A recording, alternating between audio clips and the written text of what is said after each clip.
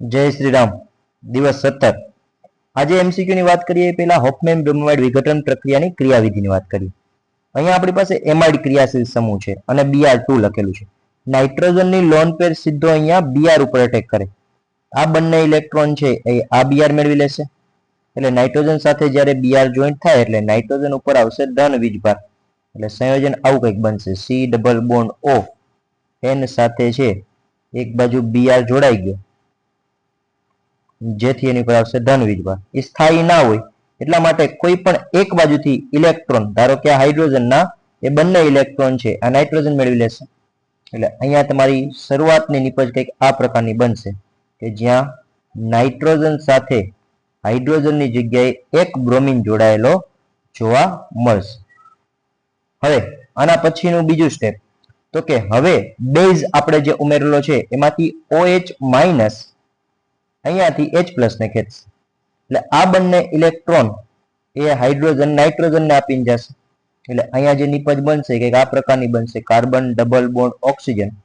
Nitrogen ઉપર એક lone pair already હતી અને હવે આ હાઇડ્રોજન પર પોતાના ઇલેક્ટ્રોન આપીને જાય છે એટલે ત્યાં બે લોન પેર જેવો ભાગ થઈ જશે. આ Br.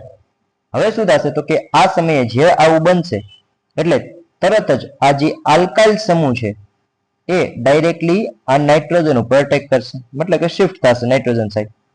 અને એ જ સમયે આ જે Br છે એ બંને ઇલેક્ટ્રોન લઈ અને દૂર થઈ જશે. અને અહીંયા જે સંયોજન બનશે એ કંઈક આ પ્રકારનું સંયોજન જોવા મળશે કે જેમાં R છે એ નાઇટ્રોજન સાથે જોડાઈ ગયો હશે. નાઇટ્રોજન અને કાર્બન એ બંને વચ્ચે ડબલ બોન્ડ બનશે અને કાર્બન ઓક્સિજન વચ્ચે પણ ડબલ બોન્ડ જોવા મળશે.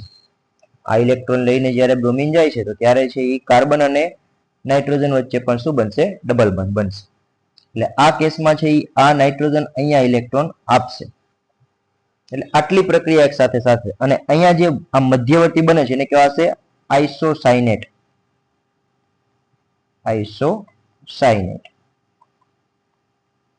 આ બનશે. હવે પાછો બેઝ પ્રક્રિયા સ્ટાર્ટ કરશે તો OH- એ સીધો આ કાર્બોનિલ કાર્બન ઉપર અટેક કરશે. જેવો કાર્બોનિલ કાર્બન ઉપર અટેક કરશે એટલે આ બંને ઇલેક્ટ્રોન ઓક્સિજન ખેંચી લેશે. એટલે અહીંયા જે બનશે એ આ પ્રકારનું સ્વરૂપ બનશે કે જેમાં R N double bond C સાથે જોડાઈ ગયો છે OH અને અહીંયા ઓક્સિજન ઉપર આવશે ઋણ વીજભાર. હવે આ સમયે શું કરશે તો કે આ ઋણ વીજભાર સીધો અહીંયા ડબલ બોન્ડ બનાવશે તો એ સમયે આ બે ઇલેક્ટ્રોન છે એ નાઇટ્રોજન ખેંચી લેશે. એટલે નાઇટ્રોજન ઉપર આવશે નેગેટિવ ચાર્જ એટલે અહીંયા સ્પીસીસ કંઈક આવી બનશે. R N એની ઉપર આવશે ઋણ વીજભાર, અહીંયા સિંગલ બોન્ડ, ઉપર આવશે OH અને આ બની ગયો ડબલ બોન્ડ O. લાસ્ટ સ્ટેપની અંદર શું થશે તો કે પ્રોટોન ટ્રાન્સફર થશે. પ્રોટોન ટ્રાન્સફર અહીંયાનો જે ઓક્સિજન વાળો પ્રોટોન છે નાઇટ્રોજન ઉપર ટ્રાન્સફર થશે તો એના લીધે છે અહીંયા શું બનશે? RNH. અહીંયા કાર્બન સાથે જે હાઇડ્રોજન નીકળી જાય એટલે ઓક્સિજન ઉપર આવશે ઋણ વીજભાર. હવે છેલ્લા સ્ટેપની અંદર અહીંયા છે એ ઓક્સિજન ઇલેક્ટ્રોન આપશે એટલે આ બંને ઇલેક્ટ્રોન લઈ લેશે નાઇટ્રોજન. નાઇટ્રોજન ઇલેક્ટ્રોન લેશે અને પ્લસ સાથે સાથે માધ્યમમાંથી H+ ને પણ મેળવશે.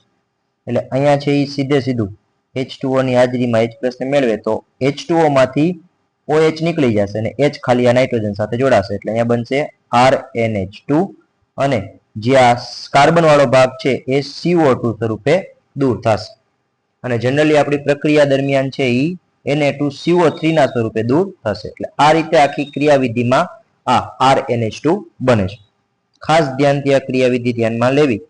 આઇસોસાયનેટ મધ્યવર્તી બને છે અને આ જે બને છે વચલો ભાગ એને છે આપણે નાઇટ્રીન પણ કહીએ છીએ. તો આ વાળો ભાગ છે નાઇટ્રીન વાળો ભાગ બને છે.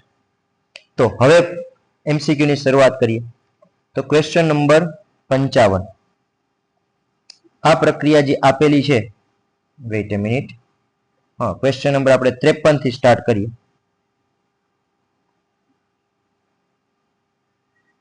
ચલો question 51.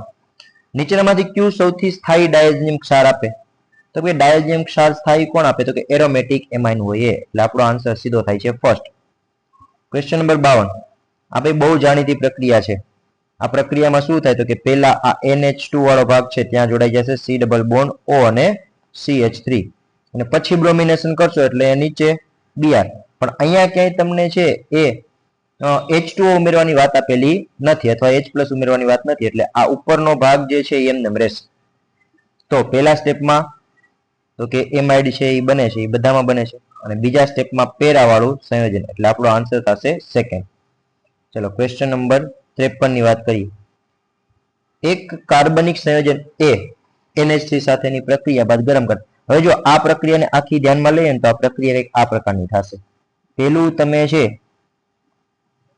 C double bond O OH C double bond O OH જો આપણે લેવામાં આવે તો જનરલી થશે એવું કે ભાઈ આની જ્યારે NH3 સાથે પ્રક્રિયા કરવામાં આવે ત્યારે આમાંથી થેલીમાઇડ બનશે. થેલેમાઇડ એટલે અહીંયા બનશે આવો ભાગ અને NH2. હવે જો આને ગરમ કરવામાં આવે તો એમોનિયા આમાંથી દૂર થશે અને આમાંથી બનશે થેલીમાઇડ, એટલે આ ડબલ બોન્ડ O, અહીંયા ડબલ બોન્ડ O અને નાઇટ્રોજન સાથે એક હાઇડ્રોજન. પછીની આખી પ્રક્રિયા તમને ખબર છે કે ભાઈ આ પ્રક્રિયા થેલીમાઇડ હોય, આ થેલીમાઇડ, તો આ થેલીમાઇડ સંશ્લેષણ પ્રક્રિયા થઈ. તો શરૂઆતનો પ્રક્રિયા આપણે શું લીધેલો છે તો કે થેલિક એસિડ લીધેલો છે, તો એ ઓપ્શન આપણો થર્ડ થશે. હવે છે ઇથેનોલિક KOH ને આલ્કાઇલ હેલાઇડ ને આ બધી વાત કરેલ છે, એ આના પછી થેલીમાઇડ વાળા સ્ટેપ પછીની વાત છે. શરૂઆતનો પ્રક્રિયા આપણે લીધેલો આલ્કાઇલ હેલાઇડ.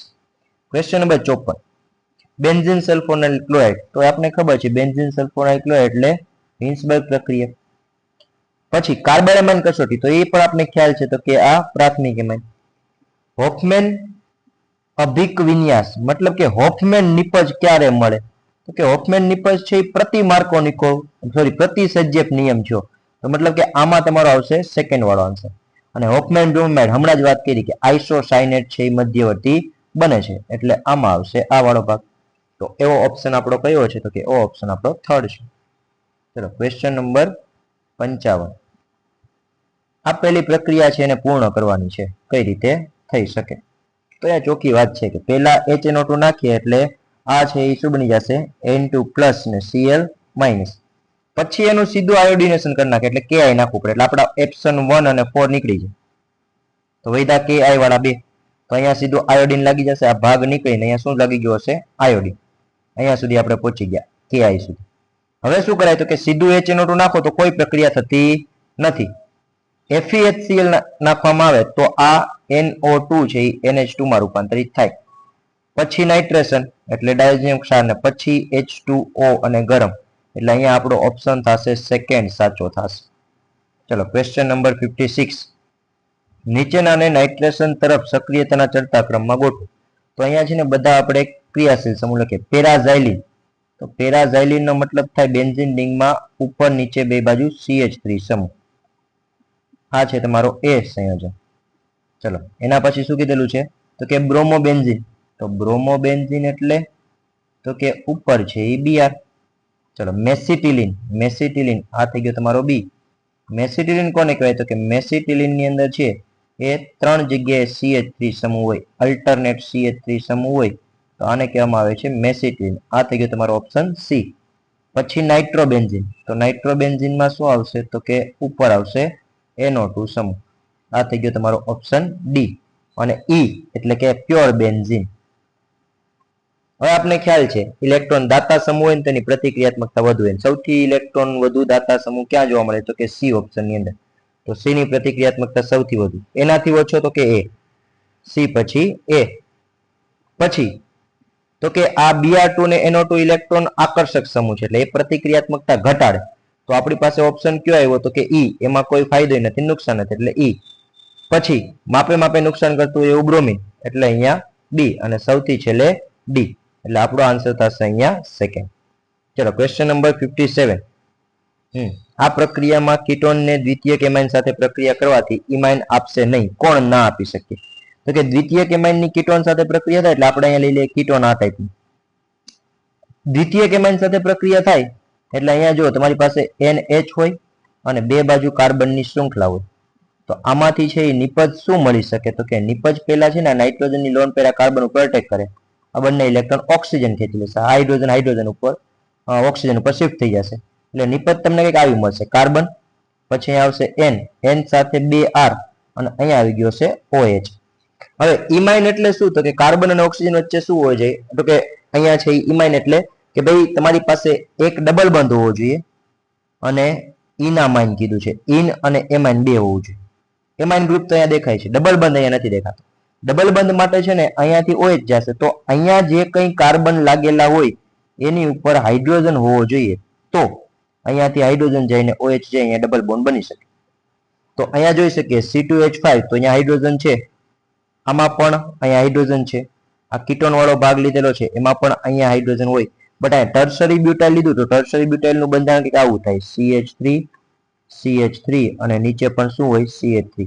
તો આ કાર્બન ઉપર હાઇડ્રોજન હાજર નથી, એટલે અહીંયાથી હાઇડ્રોજન મુક્ત થવાના કોઈ ચાન્સ નથી, એટલા માટે આપણો આન્સર થશે થર્ડ.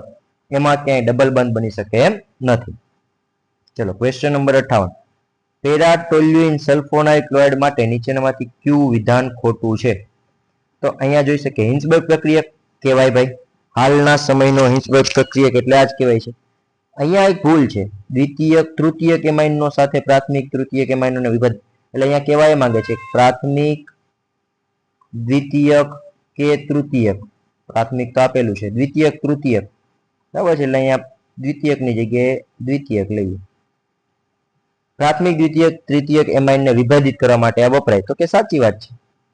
બીજું, જ્યારે તેને દ્વિતીય એમાઇન જોડે પ્રક્રિયા કરવામાં આવે ને ત્યારે નિપજ મળે, તેને આલ્કલીમાં દ્રાવ્ય થાય, ખોટી વાત છે. પ્રાથમિક વાળી આલ્કલીમાં દ્રાવ્ય થાય, દ્વિતીયક વાળી નહીં, તો ખોટો ઓપ્શન આપણો થર્ડ છે. ચલો ક્વેશ્ચન 59. તો અહીંયા જોઈ શકીએ શું ક્વેશ્ચન છે? તો કે હોફમેન વિઘટન પ્રક્રિયામાં ફક્ત આલ્કાઇલ સમૂહનું સ્થાનાંતરણ અભિગમનાંક એમાઇડના કાર્બન પરથી નાઇટ્રોજન પરમાણુ પર થાય છે. માત્ર આ આલ્કાઇલ સમૂહનું સ્થાનાંતરણ નથી થતું, પરંતુ બીજું પણ ઘણું બધું છે એ સ્થાનાંતરિત થતું હોય છે. ઘણા બધા ઇલેક્ટ્રોન ને ઘણા બધા પરમાણુઓ સ્થાનાંતરિત થયા એ આપણે જોયું. તો આ પેલું વિધાન ખોટું છે. હોફમેન વિઘટન પ્રક્રિયામાં સમૂહનું એટલે કે સ્થાનાંતરણ ઇલેક્ટ્રોનની ઉણપ ધરાવતા પરમાણુ પર થાય છે. હા, નાઇટ્રોજન પાસે ઇલેક્ટ્રોનની ઉણપ હતી, એના લીધે છે ત્યાંથી ઇલેક્ટ્રોન છે એ કાર્બનની ચેઇન છે સ્થાનાંતરિત થતી હતી. તો બીજું વિધાન સાચું છે, એટલે વિધાન 1 છે એ કેવું છે? તો કે ખોટું, અને વિધાન 2 છે એ કેવું છે? તો કે સાચું છે. તો અહીંયા આપણો આન્સર છે 4th. ચલો એના પછીની પ્રક્રિયા, તો આ સલ્ફોનેશનની પ્રક્રિયા છે. નાઇટ્રેશનની પ્રક્રિયા છે. નાઇટ્રેશનની પ્રક્રિયામાં આપણે ખબર છે ઓર્થો અને પેરા વાળી બંને નિપજો પ્રાપ્ત થતી હતી. ઓર્થો પેરા મેટા, એટલે પેરા અને મેટા વાળી મુખ્ય નિપજ મળતી હતી અને ઓર્થો વાળી 2% જ નિપજ મળતી હતી. તો આ બીજું વિધાન સાચું છે. પછી શું છે? તો કે HNO3 ને H2SO4 માંથી કોણ એસિડ છે? હવે જો પ્રક્રિયા ચાલુ થાય ને ત્યારે કંઈક આવું થાય, H2SO4 અને પ્લસ અહીંયા HNO3 ને હું આ રીતે લખું, તો આ ઓક્સિજનની લોન પેર આની પાસેથી H+ ને મેળવે છે. તો H+ ને જે સ્વીકારે ને એને આપણે કહીએ છીએ બેઝ, અને H+ જે દાન કરે એને આપણે કહીએ છીએ એસિડ. એટલે આ કેસમાં H2SO4 એસિડ થાય છે અને HNO3 બેઝ તરીકે કામ કરે છે. એટલે તમારું વિધાન ડી સાચું છે. બી અને ડી સાચા હોય એવો ઓપ્શન કયો છે? તો કે ઓપ્શન 3. ચલો ક્વેશ્ચન 61. આપેલી પ્રક્રિયામાં બ્રોમિન અને KOH સાથેની પ્રક્રિયા મુખ્ય નિપજ શું મળે? આ મળે છે પ્રક્રિયામાં મધ્યવર્તી, હમણાં જ વાત થઈ ગઈ, મધ્યવર્તી કોણ બનતું હતું? તો કે આ આઇસોસાયનેટ, સાયનેટ વાળો ભાગ છે એ મધ્યવર્તી બનતો હતો. ક્વેશ્ચન 62. આ પ્રક્રિયા બહુ બધી વાર જોઈએ. આમાં છે એ ડાયરેક્ટલી બ્રોમિનેશન કરીને ઓર્થો પેરા બધા સ્થાન ઉપર બ્રોમિન લાગે, અને આ રીતે જો બ્રોમિનેશન કરવામાં આવે તો ખાલી પેરા સ્થાન ઉપર બ્રોમિન લાગે. તો એવો ઓપ્શન, તો કે એવો ઓપ્શન તમને આ સી ઓપ્શન થર્ડ વાળો દેખાઈ રહ્યો છે, બધા સ્થાન ઉપર બ્રોમિન અને એક જ પેરા ઉપર બ્રોમિન વાળો, એટલે આન્સર તમારો થશે થર્ડ. ચાલો ત્યારબાદ આગળ વાત કરીએ તો ક્વેશ્ચન નંબર 63. આ પ્રક્રિયાને ખાસ ધ્યાનથી જોવી પડે એવી છે. પ્રક્રિયામાં શું છે? HCN. તો HCN શું કાર્ય કરશે? તો કે HCN એ ઉપરના OCH3 વાળાને કોઈ નુકસાન નહીં કરે, નીચેથી Br ને કાઢી અને ત્યાં સી ટ્રિપલ બોન્ડ એન લગાડશે, CN લાગશે. પછી આનું આંશિક છે OH માઇનસ ની હાજરી છે એટલે આંશિક ઓક્સિડેશન થાય, અને આંશિક રિડક્શન ઓક્સિડેશન થાય તો એમાંથી શું થશે, તો કે એમાંથી બનશે OCH3 અને અહીંયા જે કાર્બન વાળો ભાગ છે એ એમાઇડમાં રૂપાંતરિત થશે. ચાલો આટલો ભાગ થઈ ગયો. હવે તો કે સાયક્લોહેક્ઝેનોન સાથે પ્રક્રિયા. હવે જો આ છે ને આલ્ડીહાઇડ કીટોન વાળા ચેપ્ટરમાં ભણશું. કાર્બનની વાળો કાર્બોનિલ ગ્રુપની બાજુનો કાર્બન છે ને ત્યાં એસિડિક હાઇડ્રોજન હાજર હોય, એટલે અહીંથી એક H+ નીકળે એટલે આ કાર્બન ઉપર આવશે નેગેટિવ ચાર્જ. હવે આ OH માઇનસ ની હાજરી છે એટલે અહીંયા ત્યાં નેગેટિવ ચાર્જ આવશે. પછી એનો અટેક ક્યાં થશે, તો કે સાયક્લોહેક્ઝેનોન એટલે આમાં આ કાર્બનનો જે નેગેટિવ ચાર્જ આવ્યો છે H+ નીકળવાથી એનો અટેક અહીંયા થાય. આ બોન્ડના ઇલેક્ટ્રોન ઓક્સિજન ખેંચશે, ઓક્સિજન ખેંચશે એટલે એની ઉપર આવશે નેગેટિવ વીજભાર. એટલે આપણી જે નિપજ બનશે કે આ પ્રકારની દેખાશે, કે જેમાં ઉપરની બાજુએ OCH3 એમનેમ રહેશે. અહીંયા વાળો જે કાર્બન છે કાર્બન ડબલ બોન્ડ ઓક્સિજન અને NH2 એ એમનેમ રહેશે. આની સાથે સીધો છે એ આ સાયક્લિક રિંગ વાળો ભાગ છે એ જોડાયેલો જોવા મળશે. અને આ જે સાયક્લિક રિંગ 6 મેમ્બરની રિંગ જોડાયેલી છે તમારી પાસે, તો આ 6 મેમ્બરની જે રિંગ બને છે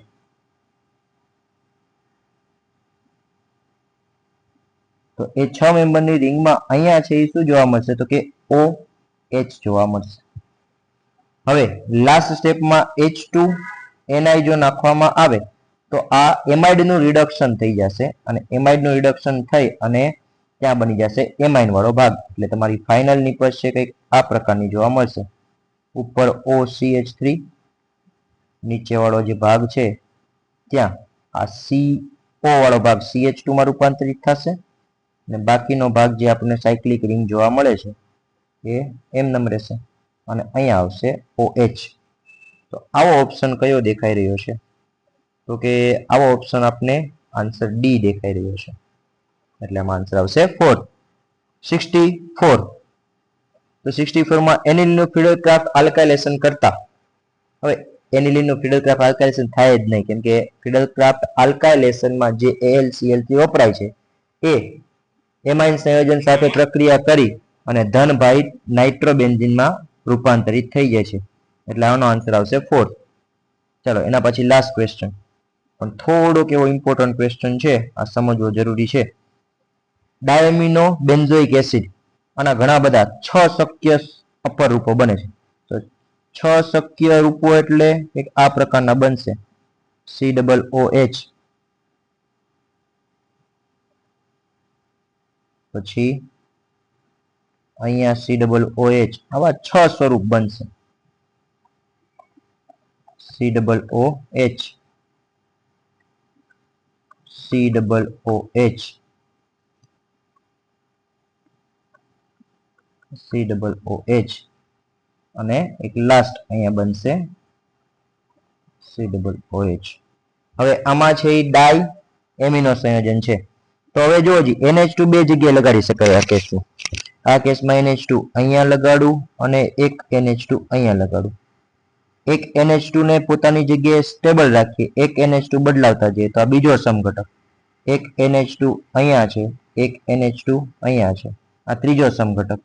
હવે તો કે એક NH2 અહીંયા લઈએ અને એક NH2 અહીંયા હોય, આ ચોથો સમઘટક. પાંચમા સમઘટકમાં તો કે એક NH2 અહીંયા લઈએ અને એક NH2 અહીંયા લઈએ, અને છઠ્ઠા સમઘટકમાં એક NH2 અહીંયા લઈએ અને એક NH2 અહીંયા લઈએ. ટોટલ આવા 6 સમઘટકો બની શકે. બરાબર છે. તો આ જે 6 સમઘટકો અહીંયા તમને જોવા મળી રહ્યા છે એનું શું કીધું છે, ડીકાર્બોક્સિલેશન. હવે ડીકાર્બોક્સિલેશન થાય એટલે આપણી સિમ્પલ વાત છે, અહીંયાથી COOH ને હટાવી દેવાનો છે. ચાલો બધીથી COOH ને હું હટાવી દઉં છું, તો આવી કંઈક નિપજો અલગ અલગ મળે છે.